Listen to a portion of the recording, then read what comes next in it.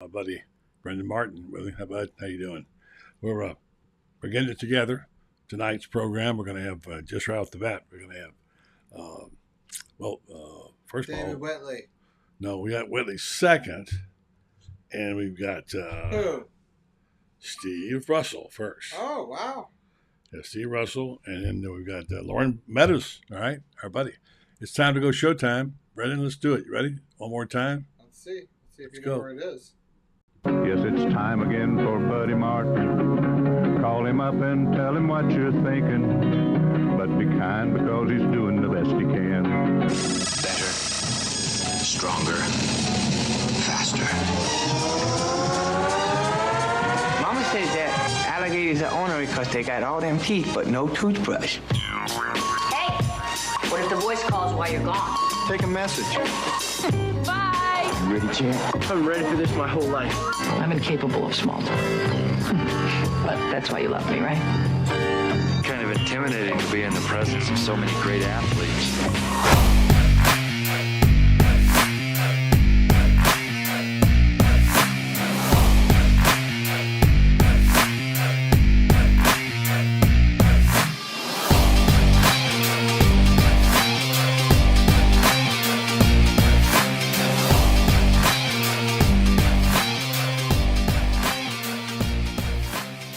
Good evening. Welcome to the program. I'm Buddy Martin. The program is heard normally 4 nights a week. We missed last night because of the ball game. Don't get me started on that. Stick with That was it. a ball game. Yeah, It's not a it was ball game. terrible. I really I vented on that in my column this morning in Gator and on Shane Matthews' show, and I won't go over the edge again I'm today. going to get back to work and let you All right, play with buddy. your friends. Love you. Love you. Love you. Bye. See you. All right.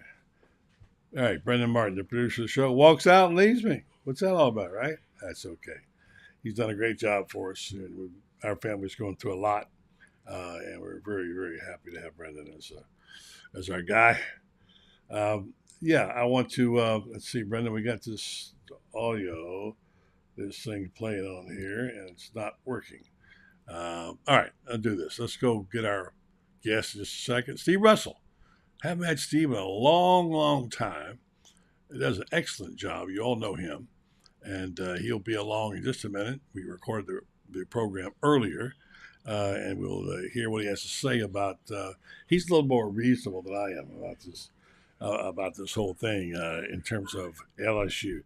Look, okay, I'm ready tonight to say congratulations LSU, but that's as far as I'm going to go. I'm on the record as I ain't giving them nothing. All right, Screw LSU. exactly. I mean, I understand all the accolades and all that stuff, but this one is not. I won't get over this forever, but I'm not handing out kudos to the LSU Tigers, whatever. Not in that stage yet. A lot of things to talk about the Gator team. Hadn't even talked about that. In fact, tonight I want you to help me decide who is your favorite Gator this year. I didn't say best. What Gator touched your heart the most? Who are you? Think about this. I bet half of you don't even know about this. 5 home runs by a guy and broke a record. Most of you don't know his name, right? So we'll talk a little about that tonight, and we'll talk a lot with Steve Russell after this time out. And then Dave Whitley will join us. So hear from our sponsor, Meldon Law, and next, our buddy Steve Russell. Last time I talked to you, I said I want to talk to you about a family business, which you have, and you and your son, Kerry, Kerry, of course, is a well-known attorney out in these parts. You guys have done so well in your business. But take me inside the organization and tell me, what's it like when dad and son kind of get in there and don't agree on things? Well, there's two dynamics going on, right? It's lawyer to lawyer and father to son. So sometimes, when the father and son stuff goes on, you have to take a break for a minute. You just say, Yeah. Take a beat. Yeah. I'm gonna go get some coffee. I'll be right back. That's better than shouting. Shouting doesn't work. No, for sure. Well, being in my business, I have my son Brendan also worked with me. And it's been a test for both of us. I pity him. It's like I pity Kerry having to work for you. But bottom line is it's an honor. Really. I know your son, and he's a great kid. Yeah. And we're both very blessed to have You're right. our kids work with us. And look, it's a blessing in most regards. Sometimes it's challenging. However, there's a level of trust that you have with family that you can't replace with anybody else.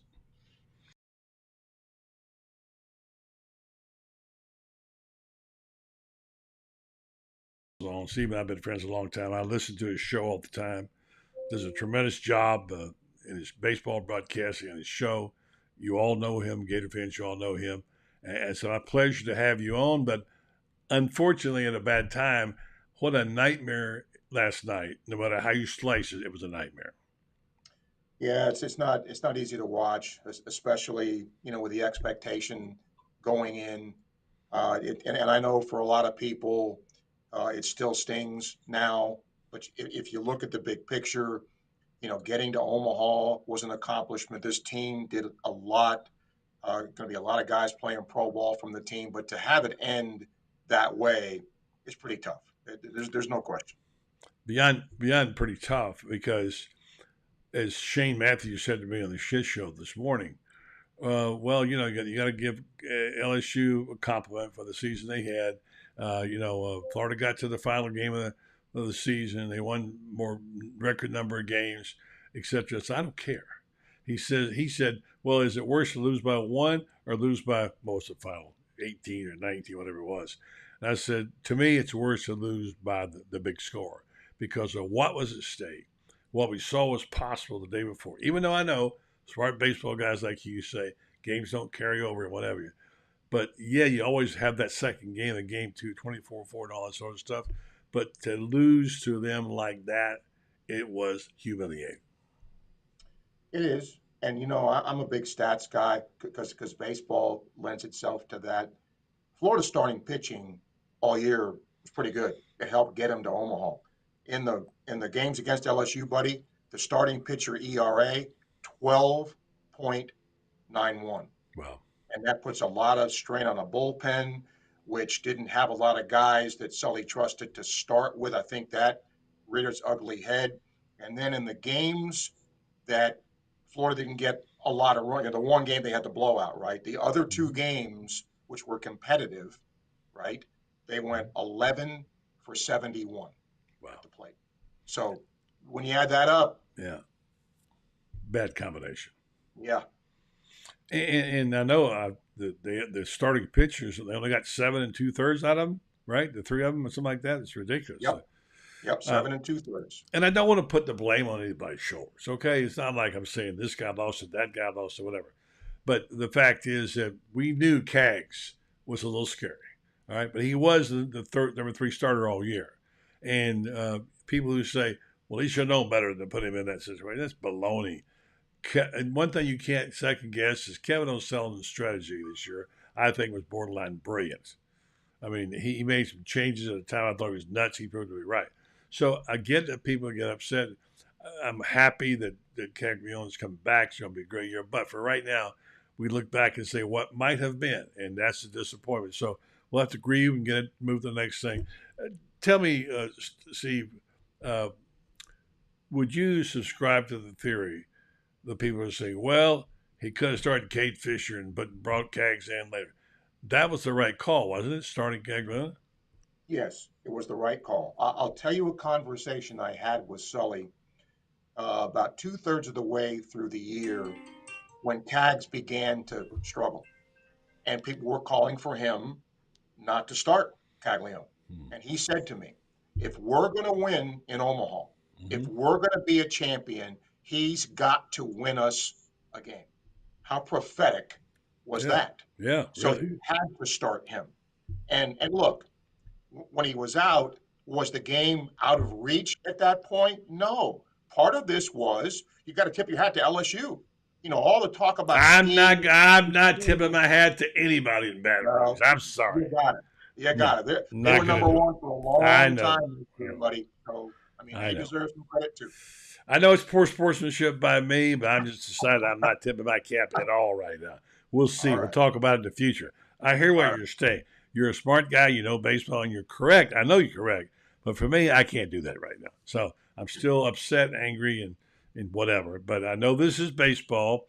There's some things I could raise questions on, which won't bring back the game. And I understand you can't adjudicate it now. I mean, no, there's some calls that went strange. I've got someone's got to show me that base runner interference rule. I don't understand it. I played baseball for 10 years. I don't understand that call, but I know that's the rules. Why? Stupid, in my opinion. A lot of people agree with you. Running in the baseline and fair territory, I think was part of it. But and again, you're not going to go back and say that call Right. cost No, Florida the no, game. no, Did no, not. no, absolutely not. No. But there was questionable umpiring. There was inconsistent umpiring throughout this thing, and it wasn't just against Florida. The umpiring, in my opinion, was inconsistent, and I don't know what you do to change it. I don't either. And people talk about the strike zone. That's baseball. Right. Every umpire has their own strike zone, depending on what they're doing. And I don't even want to go there. The last thing I want to do is start saying that we got screwed by the umpires. That's not what happened. But it seemed and felt like as they were getting pounded last night, every line drive they hit went to a yellow shirt. Every one of them, balls. And you can go back even to game 2, that line drive that the kid on that field, I forget his name, that White hit. The game over, series over. And it wasn't meant to be, Steve. And I think that is the underlying theme. It wasn't meant to be. Yeah, I mean, you can look at it a lot of different ways. You can point to numbers and stats and all of that. You had 2 good teams here that deserved to be here. And, and look, I think people understand sports. LSU could have done one of 2 things after getting clobbered the other day. Sulk or, hey, it's a new game. And they came out with a new attitude. Think what happened early in the game. Bing, bing, it's 2-0. And after they got, shellacked the day before, didn't let them affect them. So, again, they have to get credit for that. I knew they were trying to extract some revenge. I didn't think they get it all in the second inning. The 6th run. Wow. That was painful to watch. So That's the tone. Now you're good at this and you're better than me. Let's talk about tomorrow. Okay. Let's talk about next year's team. Let's talk about the terrific players that are coming back. I mean, we had some remarkable performances, and some of those guys are coming back. Tell me about it. Well, if you look at who's going to come back, there's a good foundation to build on here. Caglione, it's going to be difficult for him, buddy, to replicate the year he had offensively because everybody knows about him, right? And they're going to pitch around him. Mm-hmm. He's got to be very careful not to get too antsy when he hits, and certainly they have to work with him pitching-wise. Mm-hmm. I think Neely will be a starter next year. He will not be the closer. He's always wanted to be a starter. If he gets his chance next year, I think Cade Fisher has a chance to be a starter. Cade Fisher, I love Cade Fisher. And there's another guy who people forget because he was hurt, Pierce Coppola. Last year, Coppola was the Sunday starter, if you remember, and then got hurt and got shelved, so he's a possibility as well. There's a transfer coming from UCLA on the mound, which will help them. And now we don't know what the portal's going to do yet. Alabama, transfer from Alabama, right? That's on the hitting side. Yep, you got a guy who's had a lot of home runs a year ago, and you got Curlin back. You have Heyman back. So, there's a good nucleus to build around here. Let's not forget the guy who set the record for home runs in the World Series, Ty Evans. Yep. My gosh. But can he do that? Well, because we know he's capable. And he's supposed to be a really good defensive player, right? Yep. So he has to do it over the course of a year, but there's the talent level here. The cupboard's not bare, buddy. Let's be honest here. Sully's done a great job in recruiting year in and year out. They've been to Omaha 8 times in 15 years. And the people out there are saying, well, he's lost 7 times. Don't you understand how hard it is to get to Omaha? You better believe it. It's hard. Well, we won't ever get over it. We'll get past it and move on. I know Sully will put a good ball club on the field. It was a fun team to watch. It seemed like to be a very close-knit team. BT Rappel will never buy a drink in Gainesville again. What a kid he was. I still like to see him test it and say, let me go just play 1 year. I'll come back, because he's such a great leader. And man, when he's swinging the bat well, what do you have? 8 hits, 6 home runs? Is that what it was? Something like that. And he handles pitchers about as good as I've seen in college baseball. So that could happen. So let me rely on Steve Russell. Recap what happened. Tell me what you think, and tell me about next year. Well, what happened last night is the game just got away from them. I mean, you're up 2-0, and you're feeling really good about it. And look, Cags just had a bad start, and it's 6-2, just like that. Sometimes baseball is a game of momentum, buddy, like other sports are. And when LSU got that 6-2 lead, they seized the momentum. And let's not forget, their starting pitcher yesterday was really good. And that was LSU's problem. Yeah, that was their problem early in the year, that their pitching wasn't very good. Credit their coach, because their pitching got a lot better. They could always hit. And then it just spiraled out of control. It happened to them the day before. So that's what happened yesterday. And then, as I said, I think the future looks really, really bright. But this league is tough. I mean, there's think about Mississippi State and Ole Miss, buddy. They didn't even make regionals, and they're the last two champions. So what will happen with LSU? We don't know, and the portal certainly changes things now in this sport. So, but Florida's going to be there. Right? If they may not get to Omaha again, who knows? But they're always going to be competitive with someone. Steve, it's football season. Let's turn the page and go to football. Get ready for that scoreboard show. Those folks that don't know what Steve does, he's got the worst job in broadcasting, which is doing a post-game show. And it reminds me of my friends out in Denver, Sandy Clough, after the Broncos lost the game. The fans are unbelievably rugged and tough and crazy, and Steve handles it about as well as you could handle it. So we like to have your voice of reason and sanity in those times, Steve. I try.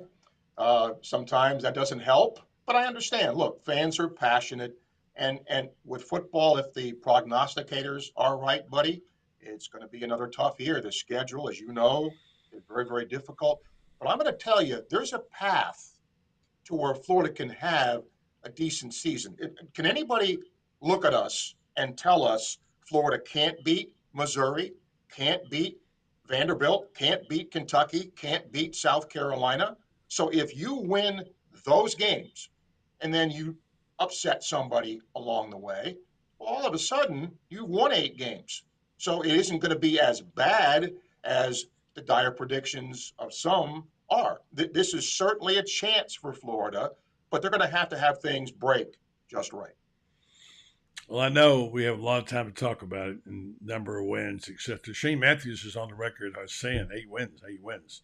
I'm not there yet, but I really think they got the right guy in there. And things in recruiting is what I know of it, from people tell me, are really going good right now.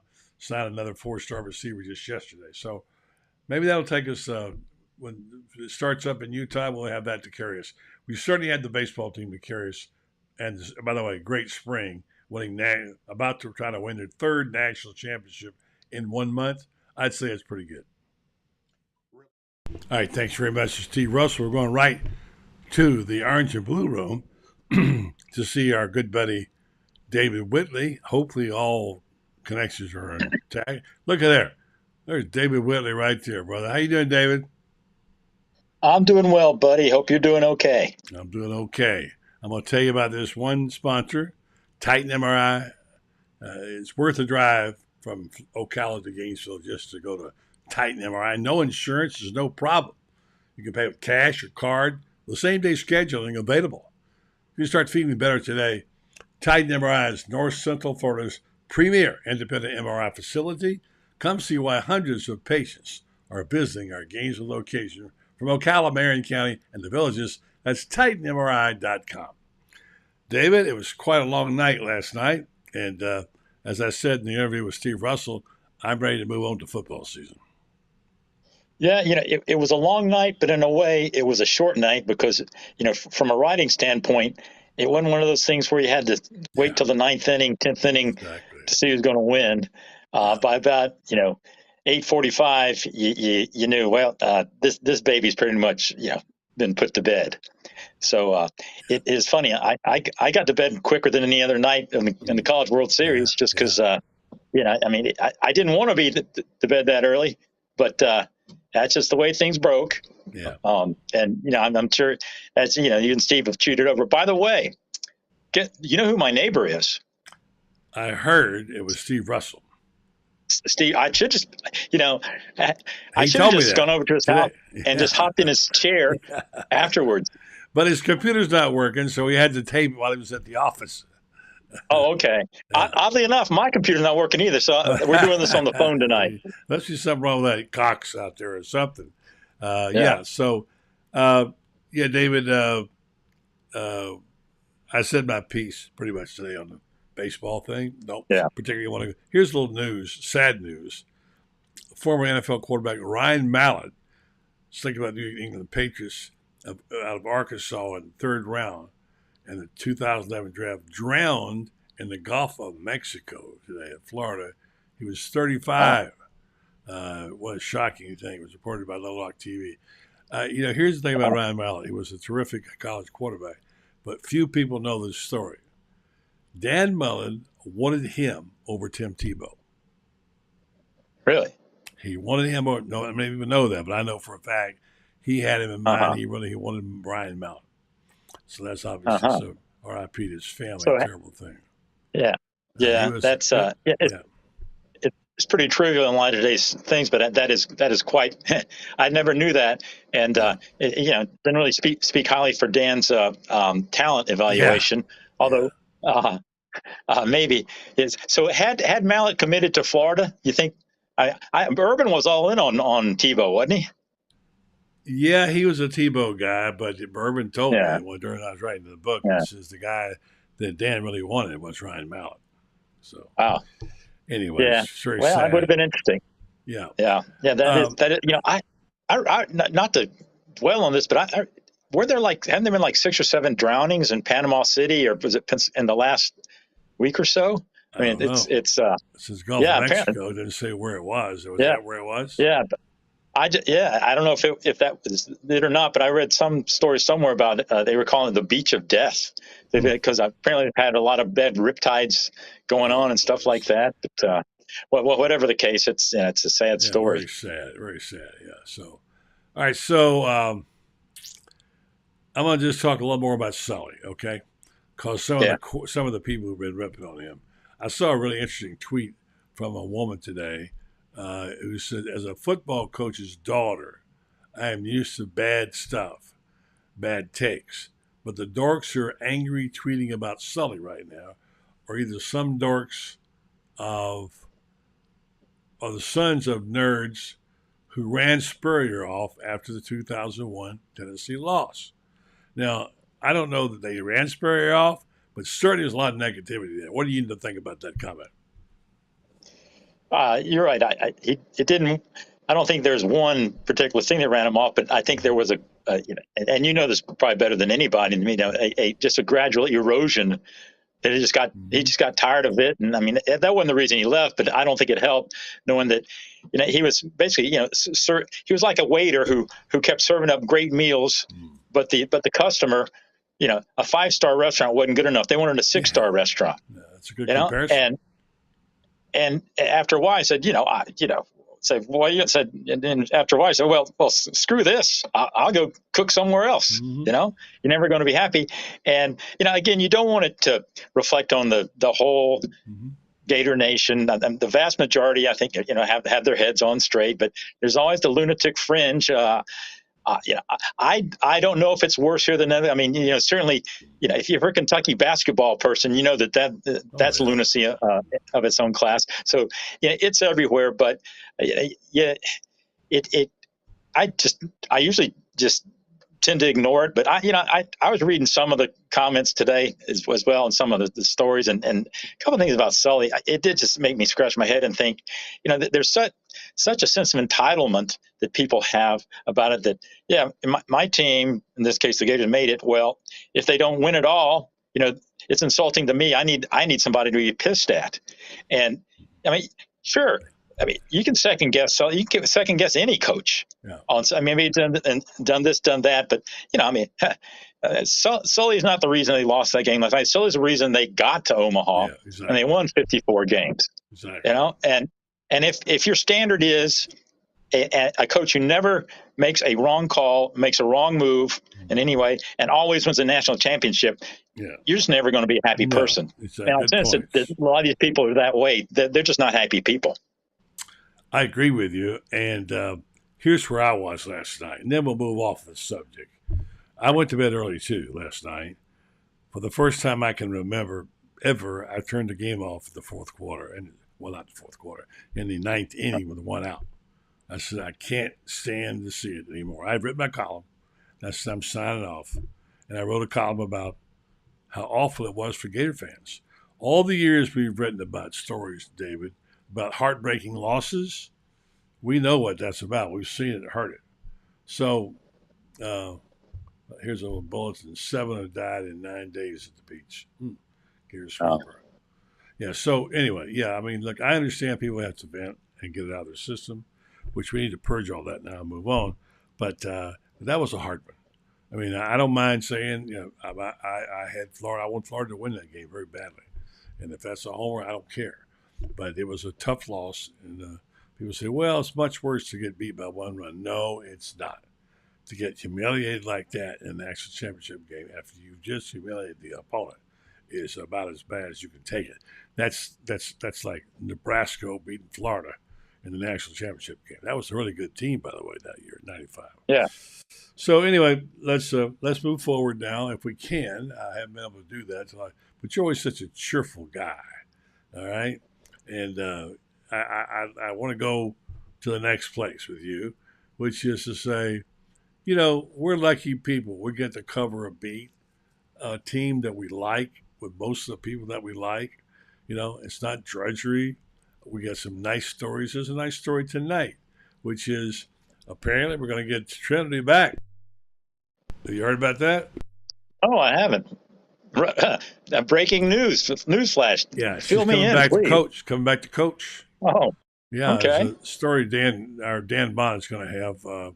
He's got to come tonight about this. She's going to. So I get it right here. Let's see. All right. He mentioned the fact that during the game, as most Gator Nation was tuning in the baseball championship, the duo of Jasmine Moore, track and field star, and Trinity Thomas received the 2003 Honda Award for a Monday as the top collegiate female athletes in their sports in Los Angeles. So, and the thing was that, and Dan went on to say that she's planning to come back here. She says, here is Chris's comments. I was excited to hear Trinity announce she would be back at Florida working for her third degree. In addition, Trinity will be a student coach in 2024. Does this mean Trinity will join Megan Skaggs? Look, you could not have a better representative all the way around. Yes, for sport, but as a person than Trinity Thomas. She is amazing. Mm-hmm. Her third degree, huh? Wow. Degree. I know you. I had a hard enough time getting one. She's working on it, but I mean, she's one of those people that whatever she does, she's going to be great at it. Yeah. And it'd be great to see her get into coaching. I mean, nothing against her. I mean, she's into I guess some sort of medical field. I know physical something. I don't know. Yeah, and she should excel in that. And I would certainly love for her to be my physical therapist if that's what it is. But man, if she came back and coached, you could just talk about somebody who opens their mouth and would have the instant respect of everybody that got near her.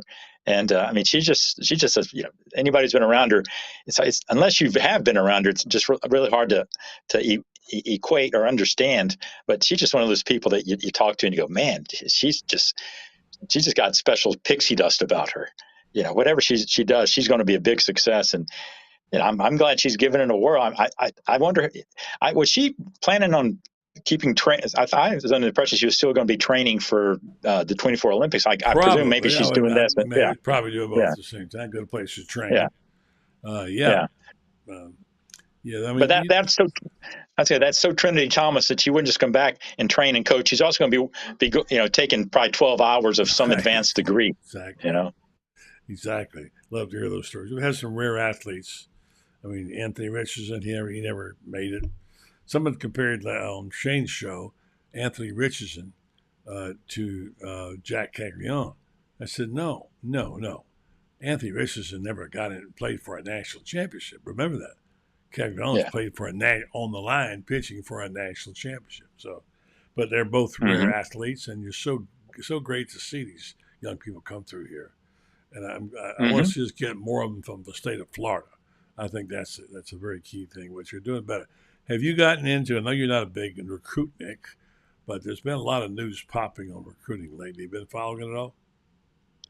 Yeah, it's I couldn't speak to the individual guys, but I do see where I see a star and and again you can say, well, it's a 3-star, 5-star, 5 blah blah blah, but I put stock in it because there's so many recruiting services now that are analyzing these kids from the time they get out of the crib. Yeah, and if you look at it, in fact, it was interesting. The Athletic did a story last week looking back, I think, at the 2019 recruiting class and the top 100 players from the 24/7 recruiting rankings and where they were after this. And so I'm like, 30 of them are in the NFL. Interesting enough, like half of them have transferred to other schools. And that used to mean that they were a bust, but now it by no means means they're a bust. It means Caleb Williams, he's a Heisman Trophy winner. You go to greener pastures. So, and there was about a 25% bust rate, but 75 of those, they're going to be NFL players. So, I mean, there is something to these rankings. And when you see that Florida is, they had 3 or 4 commits 2 weeks ago, in one day or 2 days, I haven't seen that happen in any recruiting cycle. And then, like I said, there's another kid yesterday, and I couldn't tell you the individual names of these kids or what they'll be. I'm not that into it, but I do know that when you start stacking up a lot of guys with 4 stars by their names, that will have a positive impact down the road. You subscribe to Gator Bait, read all the stuff that we've been getting in there. They signed the kid from the IMG, the really fast kid from IMG, the wide receiver. And our guys are doing a great job, especially Matt Quartararo is doing a fantastic job of. You got to cover it today. I used to say, I'll see when they're on the field, but there's so much that goes on now before they get there. They may be playing here next year in Alabama next year. You just don't know. So it's it's really almost impossible not to speak about it and talk about it. So it has become as big as the sport itself is recruiting. And I mean, you're right. We all remember the old days where basically my recruiting consisted of reading Bill Buckhalter's top 25 once a year. Billy Buck, absolutely. Billy Buck was my friend. That was that. Did you know I went to school with Buckhalter? And he sat right in front of me in journalism class. And he would spend a portion of his day writing lists down of the top 6 fastest guys in the 100-yard dash. He had lists in everything, or top quarterback. He was doing it before anybody was doing it. And whoever knew that would become an industry for him, which it was, he was really, really good. Probably never got his just due as to how good he was, his information. We didn't have the internet. We didn't have all this access. He had to dig it out the old-fashioned way. And so he was really brilliant in that regard. So, all right, so I've gotten a little positivity coming out of a few cats here. One of them is Shane Matthews. I know he doesn't really work for Florida, but he does the games. And he's not a yes man. And he's got it in his head when he looks at the schedule. We've gone over this a couple of times. I'm sure we'll go over it all summer long, that these Gators can win 8 games this year. Now, that would be quite an accomplishment, He says all they got to do is take care of business, the Vanderbilts and the Kentuckys and what have you. And a little momentum goes a long way. If they can run the football which we think that's what they're emphasizing with the offensive linemen they're getting and the experienced running backs they've got. If they can control the line of scrimmage somewhat, they've got a chance in almost every game. Now, if they're, I think Vegas has got them at what 4-7 or something. Well, no, 5-7, and you can make some money if you take the over on that. Which I think they're better than 5.5 games wins, and I think we're going to find that. We don't know a lot, but we're going to hear more and more about it because the calendar of sports is over and football is the sport once again. I don't know. It's early. How are you feeling about it right now, David, on this team? Yeah, well, if I were in Vegas, or if actually you don't have to be in Vegas to bet these days, but Right. If I were a betting man, I would certainly take the over on that 5 win for sure. As you said, taking care of business used to be you would take it for granted that you'd beat Kentucky and Vandy. You know, we don't take that for granted anymore. Right. But it still, I think, comes under the heading of these are games that you could/should win if you take care of business. And yeah, if you win those, the games that, you know, like I said, the Missouris, the Kentucky, Vandy, you know, even South Carolina, I mean, that's 4 wins. Then a couple, you steal one. You can certainly build a scenario. You know, it all starts with, you know, the QB and I'm like everybody else. I just want to wait. And, you know, actually, I'm not like everybody else, and that a lot of people have their mind made up that Graham Mertz is going to be terrible. I've made up my mind that I don't know how he's going to be till we see him, and you know, you just got to wait and see on that. I don't think he's going to be terrible. I don't think he's not going to be Tim Tebow either. But nobody, you know, he's not. Anybody who expects that probably is the same person who thinks Sully should be fired. Yeah. You know. So if he's capable, you know, and just can be enough of a passing threat to keep defenses honest, you know, it will be, as you say, you know, their bread and butter is going to be on the ground, and you can see it working. And then, you know, the question becomes that defense. Will that come around? I'm told that Armstrong is very popular with the players. Yeah. That's what I mean. I heard that from several sources. Yeah, and you know, you hear that about every coach, but you know, there's also that built-in, yeah, we got to say this sort of factor. But you've heard it so much with this guy that you believe it, and so you know, I just wish, you know, I wish it was August 1st or August, you know, August 31st. You know, I mean, so I heard today what it's I think it's 60 days till the first game. You know. Of course, now we're getting into, you know, you're counting down to media days, which, you know, it's almost July. So then, you know, 2 or 3 weeks, it's there. Then they'll start showing up, and you'll start getting these morsels, you know, with something really happening, at least out on the, you know, on the practice field, and you just got to make it through. You know, I always heard like the next couple of weeks are like the deadest in the sports year, you know, because, you know, football's over, baseball's sort of in a lull, and this is why Wimbledon became such a big deal, because they picked the perfect spot on the sports calendar because nothing else is going on, and so, you know, everybody became, you know, even more of a tennis fan than they wanted to be right now.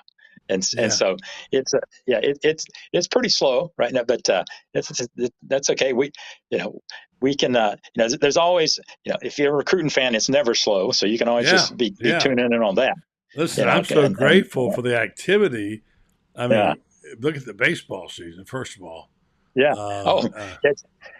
It's you know, as I was thinking that, you know, the calendar of college athletics is almost year round now. I mean, I guess it's 11 months, but the fact that, you know, a Florida athletic team was playing, it's all, you know, about July in 2 days. Yeah. You know, and they were still at it, and so, you know, so right when they'll be finally packing up their lockers to say or tomorrow, you know, in a couple of weeks, the football team is going to be reporting. They're the freshmen, so it's almost a year round thing now. Yeah. That thing in Panama City, 7 died in 9 days at the beach, and 3 on Saturday alone. Wow. Let's be careful out there, folks. Yeah, so David, pull your hat down. Pull your hat down so I can see the top. What does it say across the front? Actually, that's a black diamond hat from the golf course. Yeah. Beautiful course. It is a beautiful course. Maybe, I have and one claim to fame. maybe that maybe the prettiest back nine. You could put that back nine up against really any course anywhere. Beautiful around that quarry. I played it about, I don't know, 25, 30 years ago, first time. And I was so excited about it. The elevation changes, you know. So Dan Jenkins and I were pretty good friends. And of course, he's obviously quite a golf guy. And I said to him, man, you got to see this Black Diamond. He said, where? I was down to Canto. He said, I'm not going down to free golf course. Dan, it's worth it. You need to go see it. Nah, I'm not going. So about a year and a half later, he went. He fell flip in love with the thing. And I said, Dan, after about a year, Dan, you didn't want to go? And then the Black Diamond said, now I invented it, he said. It's all he ever talked about, Black Diamond, Black Diamond. The reason I asked about the hat, I'm getting comments about my hat tonight, and I want to get people to understand. I've got a Gator bait hat. I've got some new ones I hope coming. I'd like to get more. I don't have any handy, but I've been asked about it, and it's an old Gator Collective hat. And I bought it for a couple for players. And here I got here. Joshua wants to know, buddy, where can I get a hat like that? I'm not sure because Gator Collective doesn't exist anymore. But if you're really serious about it, I don't have any Black Diamond hats, but I'd be glad to tell you when our new hats come out and say Gator Bait on them. In fact, I'm going to change it right now.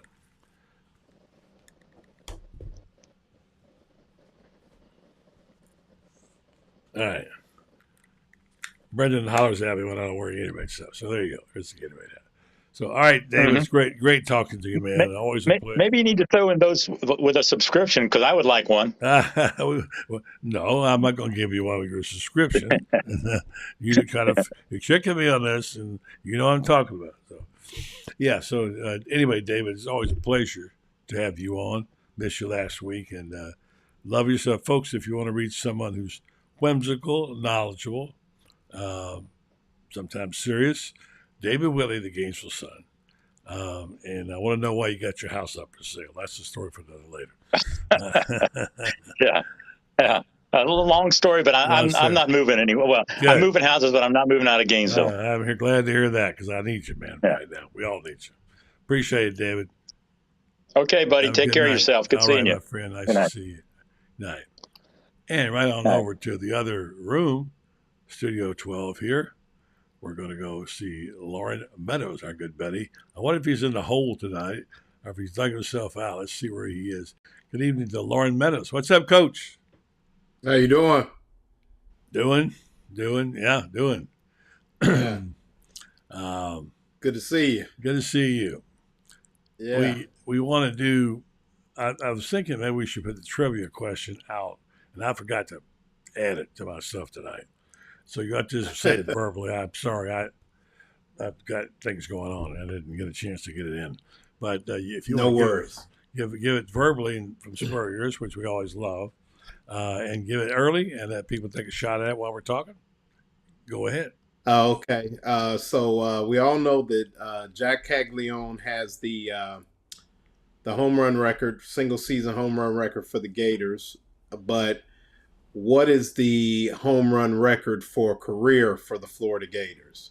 Is it A, 69, B, 71, C, 65, or D, 74? And who hit it? Who hit it? Well, you can add that. You can add that if you want. That's a tough one. Yeah.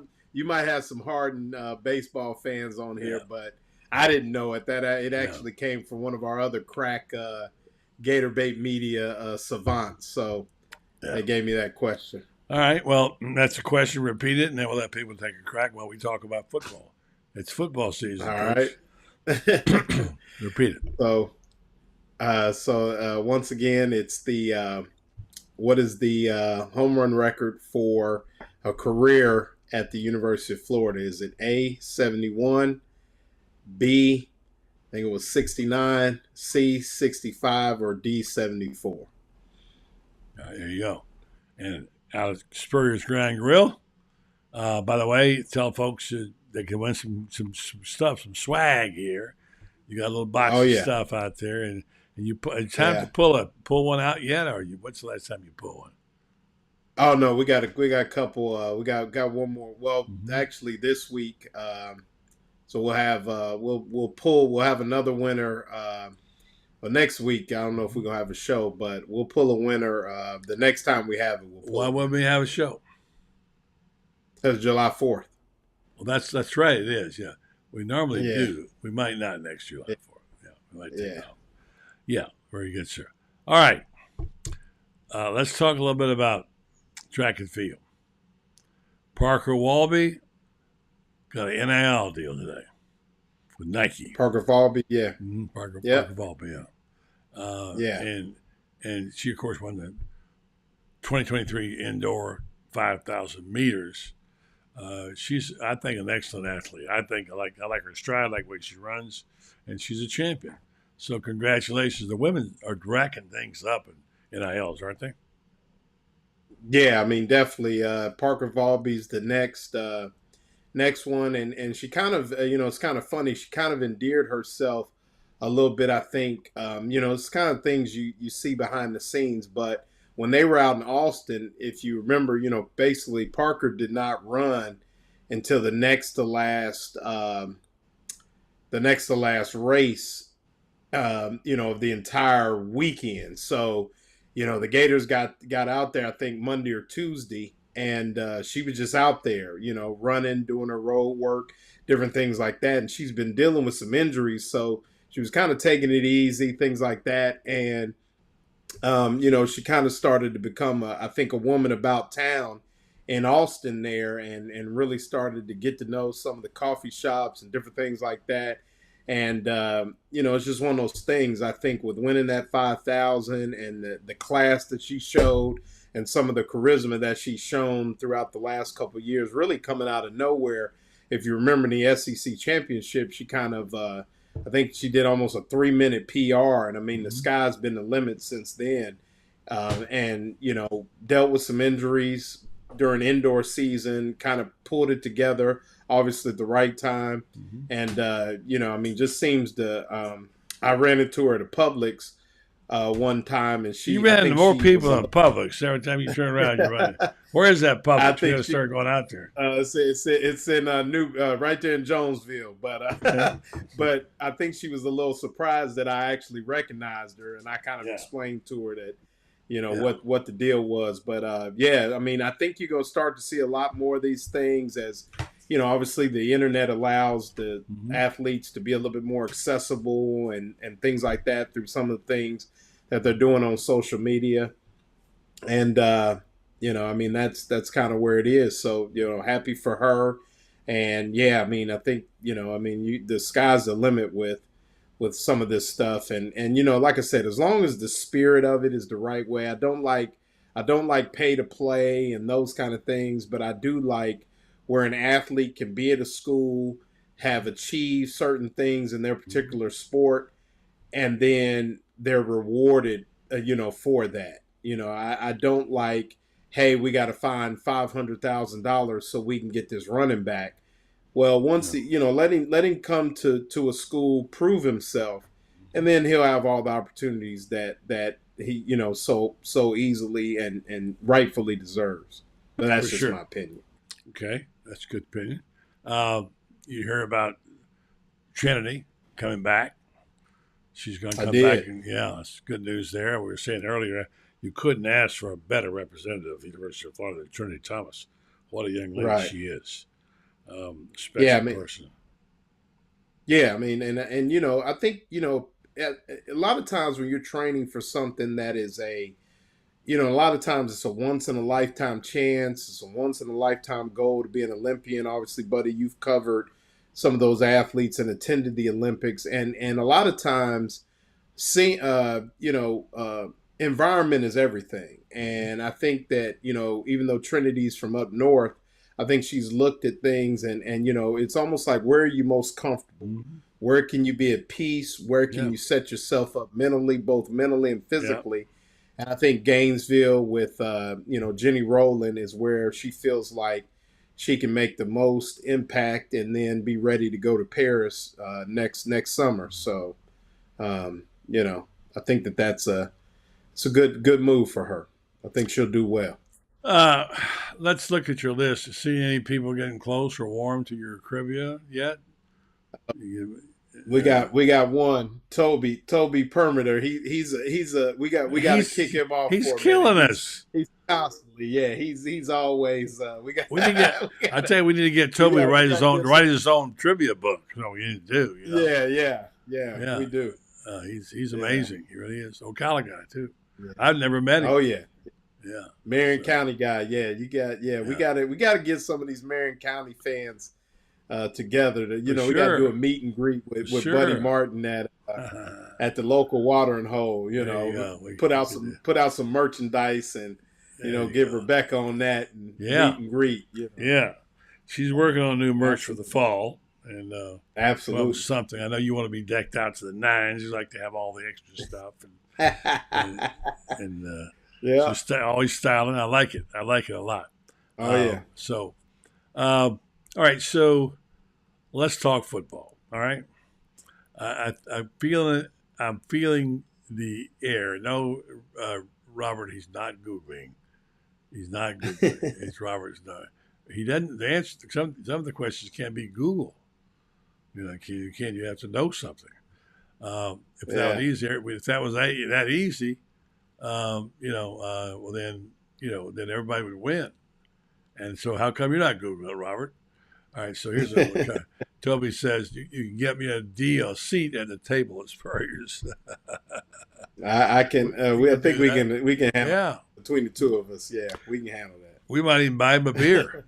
What the heck? Yeah, absolutely. Old beer coach. Yeah, and then say, "Go away, go away, Toby." No, I love it. I love that he's doing that. It's terrific.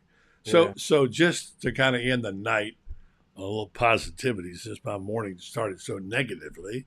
Now that it is football season, and we're starting talking about ball again. Shane and I discussed it again today. I don't know if momentum carries over from one sport to the other or not. We've talked about that. But my goodness, what has Billy done to turn the tables on this recruiting stuff? I mean, I don't think it's necessarily turn the tables. I just think it's a marathon, not a sprint. And like I said, the one thing that you can be impressed with Billy Napier about is whether or not the calculations will add up. He is extremely calculated in what he does, how he goes about it, his approach to talent evaluation and things like that. And he truly understands what he wants to get accomplished, as well as those that are part of his recruiting staff and the operation as far as that's concerned. And I think that it's just, it's time on task. It's a work ethic, being diligent in continuing to keep relationships with these young men and things like that. And I think that that's something that they've really, really excelled at. And I just think it's that time of year you start to see that groundswell a lot of times in the summer and things like that, where a lot of times now young men want to make a decision before they even start their senior year, kind of get that out of the way. And I think it's just, he's kind of struck while the iron's hot. And, I think this shows that, like I always say, you got to coach your football team. And the only thing that matters is results on the field. Mm-hmm. But he has really allowed his staff to grow into, what the University of Florida has to offer and where their place as a football program is in that. And they seem to be mastering that, really pushing all the right buttons for sure. And I know it's a very individualized process. I'm not saying everybody else doesn't do that, but whatever that Bree Wade and Katie Turner brought from their respective places and the experience, they've been really good at individualizing the experience for recruits when they come to campus in Gainesville. And like I said, it's really working. Bree Wade just got a promotion too, I see. So she's gone up a notch. That's good. Good stuff there, and it's certainly what you need going. I asked Urban, who was probably as good a recruiter as Florida ever had. I put him on, and probably Zook too, as a recruiter. I said, well, what is the secret to it? He said, TIME. You have to spend time with these players and recruiters. He tells a famous story after he won the first national championship in 2006. When the game is over, he and his father and their friend were sitting in the locker room thinking about what a great game it was, beat Ohio State, et cetera, et cetera. And Urban said, holy mackerel, I got to go recruit. He couldn't even enjoy the moment because he started, I got to go make calls, got to recruit constantly, incessantly. I don't know. It's gotten really hard. And now you add NIL and you add transfer portal. I don't know. I mean, you need 100 people. I mean, really, it's crazy. Of course, the head coach has got to be the closer. If you got a guy you want, you got to send him in late and get him closed. But it's going to be. Right. I never thought I'd like recruiting news, but I tell you, our guys, especially Matt Quartararo and Kyle, have been on it lately, and we're getting better at it. I guess it's what people want. Brendan Martin keeps telling me, so I guess we'll continue to cover it. So hit it hard. All right, yeah, I mean, it's like I said, I mean, recruiting's important. I just caution people, you don't win football games on paper. So whatever magazine says, whatever recruiting service says, you still got to buckle up. You still got to block. You still got to tackle. You still got to run, throw, and catch. So, that's just I think I'm just too much of a purist sometimes to get excited about recruiting. Obviously, it's important, and it's the lifeblood of what college football teams can become. But all right, Coach Meadows, we hear you, Coach Meadows. We hear your coaches. I know. You're right. Yeah. Blocking and tackling. I get it. Let's strap it on and go. Strap it on and go. Yeah. Listen, give the answers to who won the trivia. Well, I mean, Toby got the answer. I didn't see anybody else. So, but we're gonna put Toby in a special category. He's in a moratorium. You gotta win 5 to win 1. How about that? Yeah, I might have to. I'm Toby, what we're gonna do is we're gonna take you up on that offer. You meet me. You meet me up for a trivia night at Spurrier's, and you can watch me shoot the question, and then we'll go have a beer or whatever kind of drink you like. We're gonna buy him off. What we're gonna do, Lord, we're gonna buy him off. Okay? Yeah, that's killing. That's exactly right. Yeah, absolutely. Yeah. Once again, Coach, do you have your wife home yet? No, sir. She'll be home Sunday evening. I'm headed to Ohio this weekend, and you give her a big hug for me, okay? A big hug. Absolutely. And you know what it's like to be married to a saintly, godly woman. Oh, yes. And our lives are definitely made better by good women like Joni Martin and Marsha Meadows. No doubt about it. I mean, really, basically everything I ever did was because of her. So we miss her. We miss her. All right, Lauren, love you, brother. Come by and see me again soon, and I'll talk to you again here in a few days. And if you get to Ocala, drop by, will you? Oh, absolutely. Coach Lauren Meadows, he's the best. Thank you, buddy. Appreciate it. See ya. Okay, folks, we're wrapping up with our WinStar copy and tell you about these are special people. Thank you for the beautiful array of flowers they sent to our family this past week. That's got to be what they are at WinStar. Really fond of them as people. You should know by now about their high-quality, patient-centered research facility in downtown Ocala, where they run a lot of these clinical research trials. Now more than ever that I've been involved in so much of this. It's so important to get that information. They want to do studies on Alzheimer's and dementia, psoriasis, osteoarthritis, migraines, fibromyalgia, along with many other conditions that affect us right here in our community. And that data goes into the numbers they send off to the clinical for the clinical research trial results to prominent companies, biomedical and pharmaceutical companies throughout the medical industry. So if you want to see if you can qualify to take one of those tests, call them. I don't have the number at my fingertips, but you can go to winstar.net and look at the information and about if you can be qualified, you might get compensation for time and travel. WinStar Medical Research, seeking tomorrow's answers to the health questions of today. Folks, thanks for joining me tonight. We're getting back a little bit at a time. Thank you for your thoughts, your prayers, your comments, and your cards. Have a good night, folks. We'll see you back here tomorrow night with our Gator Bait Show. Take care.